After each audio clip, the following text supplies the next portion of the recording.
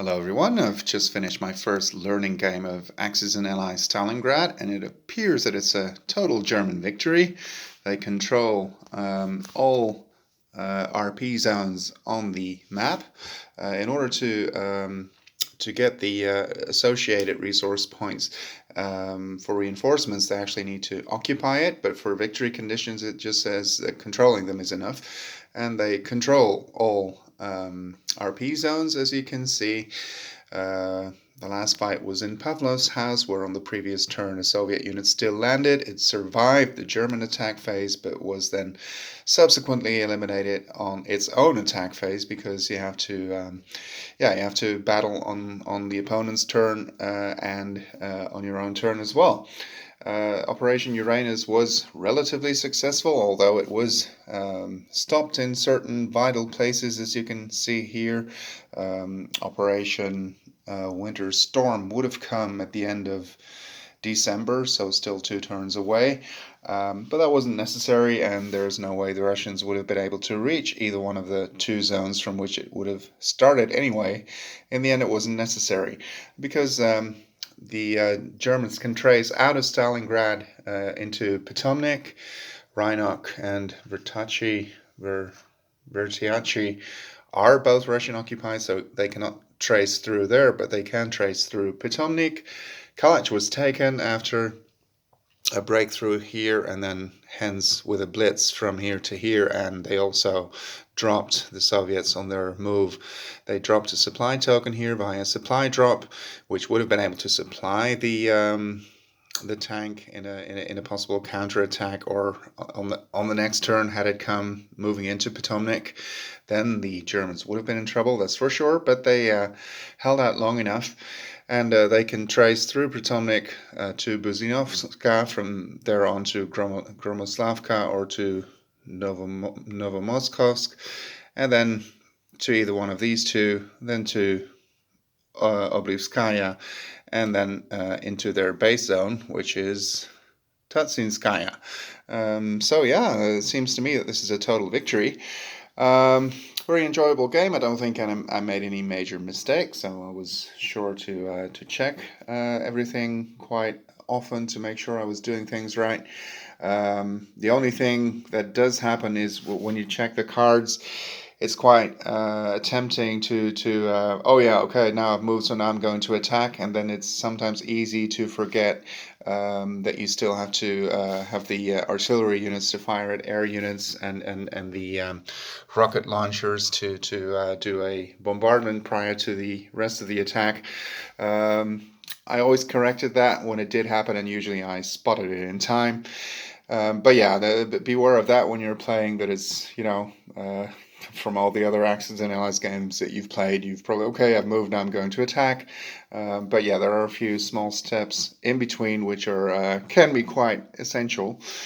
For instance, if you eliminate just a single unit in a resource point area, which would potentially make it change hands. So yeah, that's very important. One thing I did notice, and I will play it again now, and I will post a brief AAR after each round. One thing I did notice is at the beginning of the game, you can already position quite a few Russian units, and you really don't need Operation Uranus for that. You can just post position or deploy, that's the word I was looking for. Just deploy a number of units here, and you will typically just have the starting units here, which is a couple of Axis minus minor infantry, and maybe later 1 or 2 German infantry that you're allowed to place here, even though you probably want to place it here as well, because from this airport you can transport it via bomber into Potomnik once you've actually captured it, and then from there on move into the city using the force multiplier, which will give you a relatively strong infantry force relatively quickly. So that's definitely something you can do with those bombers via air transport. Anyway, the point I was trying to make is I didn't do it now because I just wanted to see how the game plays out more or less historically. On my next playthrough, I will be much more aggressive here as the Russians on the Don. I guess historically they didn't really do that because they really wanted to keep Uranus secret, and attacking prematurely as far as that is concerned would have alerted the Germans potentially, and they might have made a small breakthrough, but the Germans might have opted to withdraw some of the units in Stalingrad had they realized the danger. I'm not sure about that, but anyway, gameplay-wise, it seems relatively easy for the Russians to attack already on turns, I don't know, 2 or 3 or something, and of course not being Operation Uranus, but simply with the units that they get there, because they really do get quite a lot of reinforcements. 17 points worth or something the first couple of turns. Well, yeah, you can buy 1 tank and a couple of infantry, and with the starting units, it's definitely not that difficult to break through here. And the Germans don't really have, well, they may not have enough forces to counter that. I do remember starting in Maneulen with a couple of German tank units, also some assault guns, some mechanized infantry. Maybe if you leave a couple of them here, you will actually have the possibility to counterattack such a Russian move. But then obviously those units will be missing, will not be moving towards Stalingrad, and you might actually not be able to achieve the breakthrough early on. Which you really do need. I mean, the scenario is called Race for Stalingrad for a reason. You need to get there as quickly as possible because the Russians will only get stronger and stronger, and you need to get into the city as quickly as possible. And as you can see, the shortest route for the Germans to get there is through Vertiaci, because it's only just one zone away. You get in here, you attack here at the beginning of the game, and then you can right away move into the city and use the force multiplier, doubling your infantry or mechanized infantry forces that you get there. And there are a couple of more that will take 2 zones to get there, and sometimes it's 3 or something. So yeah, that is usually not something you want. But you do want to get in from the south, from the south it's actually through Potomac as well. From the center is through Potomac, and from the north is either through Vertiaci or through Rhino.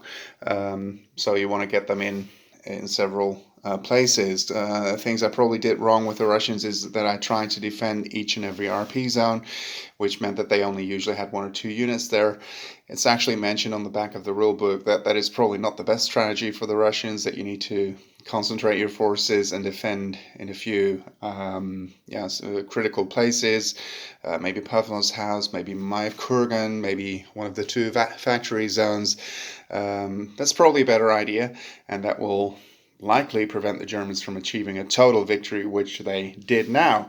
Anyway, as I said, I hope you've enjoyed the scenario. I hope you've enjoyed the little comments I've made here as well. And as I said, I'll replay the scenario, but now I'll give you a brief AAR after each round. I hope you enjoyed, and see you on the next one. Thank you for watching.